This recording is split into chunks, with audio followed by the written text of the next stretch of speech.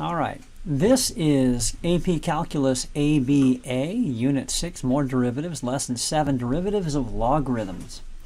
And so I'm going to do a couple of things. First, I'm going to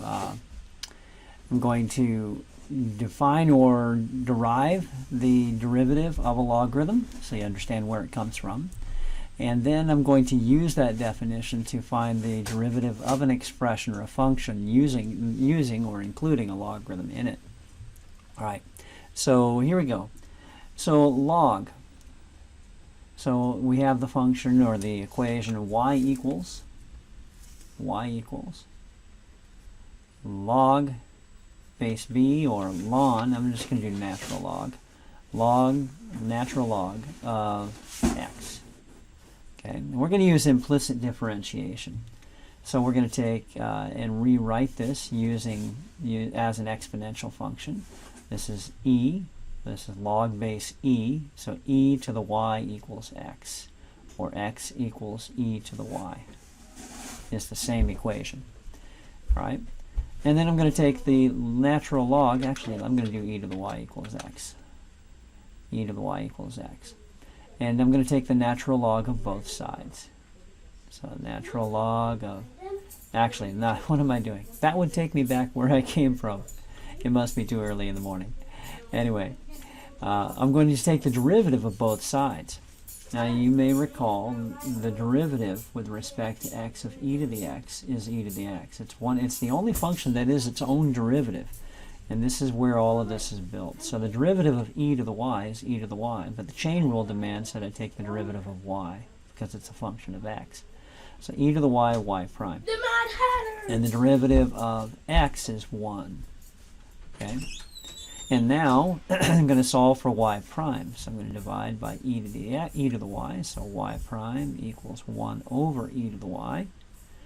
And now we have our original expression, y equals ln x, okay? And I'm going to substitute that for y right here. So y prime equals 1 over e to the ln x. Now e to the x and ln x are inverse functions, and by the definition of an inverse, f composed of f inverse of x is just x, right? By the definition of inverse functions, this is just x. So y prime equals 1 over x, okay? So now you guys are ready for this mathematical joke, all right?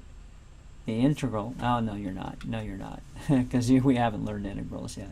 I will save this for you for later. It's one of my favorite calculus joke. All right, but the point is the derivative of the natural log is 1 over x, right? So we've got a new one to add to our arsenal. D over dx of ln x equals 1 over x equals 1 over x. Okay, let's use that to find the derivative. Here we go. So there are a number of them to choose from. I'm going to pick one problem from your lesson here. Y equals log base 8 of 2x squared. Now you notice this is log base 8. It's got the wrong log base, right? The derivative of the natural log is 1 over x, not log base 8. So what we need to do is convert this, and we're going to use the log conversion formula.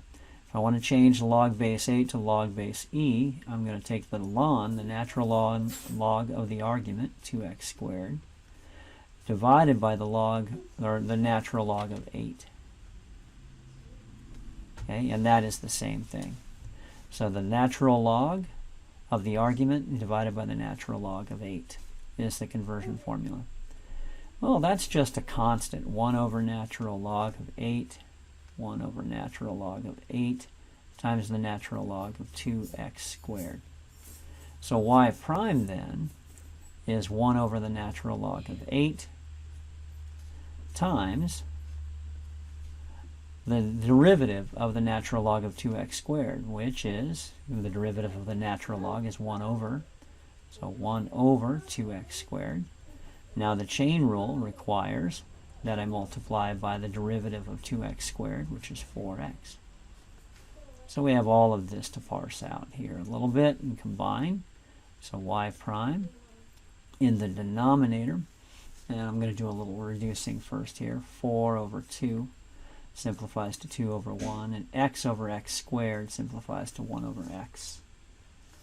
Okay, so on the denominator I've got ln 8, and x, let's rewrite that here. We'll put the x before the ln, because we don't want it to look like ln 8x, because x is not part of the argument. All right, and then on the numerator we've got 2, and that is it. 2 over x ln 8 is the derivative. And we can use that in any derivative application. You want to find the slope of the tangent, you want to find the instantaneous rate of change, you want to find the slope of the slope of the normal line, right? All of those.